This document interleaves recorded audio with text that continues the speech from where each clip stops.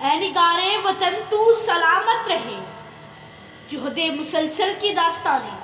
نگارے وطن کی سلامتی کا عنوان ہوا کرتی ہیں۔ صدر علی وقار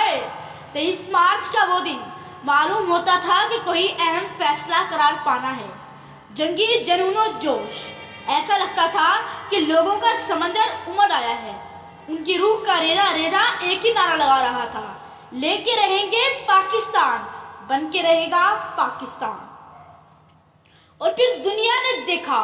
کہ جہد مسلسل کی داستان نگارے وطن کی سلامتی کا عنوان بن گئی اور روئے زمین پر ایک نئی اسلامی سلطنت پاکستان بن گئی۔ 27 رمضان کی رات امت محمدی کو قرآن کا تحفہ دینے والے پروردگار نے امت مسلمہ کو پاکستان کا تحفہ عطا کر دیا۔ یہ وہی عطائے خداوندی ہے جس کی بقائے تابندگی کے لیے شہیدوں نے اپنی جانوں کے نذرانے پیش کیے اور اہل قلم نے اپنے لفظوں کے ترانے دیے کہ اے نگارے وطن تو سلامت رہے، تیرے ماتھے پہ تاج امامت رہے، تیرے کاندھوں پہ شان شجاعت رہے، اے نگارے وطن تو سلامت رہے، اے نگارے وطن تو سلامت رہے۔ صدر علی وقار نگارے وطن سلامت کیسے نہ رہے کہ میرے دیس میں کلندر کی دھمال پیار کی اعلیٰ مثال ہے، میرے دیس میں داتا کا دربار الفت کی مثال ہے، میرے دیس میں سچل سرمست کا رقص وفاؤں کا عکس ہے،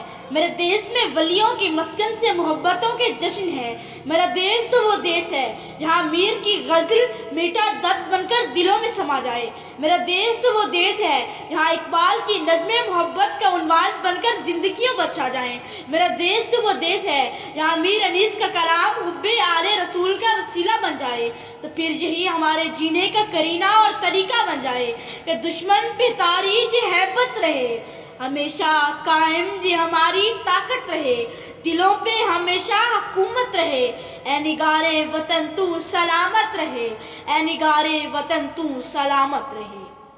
صدر علی وقار نگارے وطن کی سلامتی کے لیے ہمیں غرور کی مورتیاں،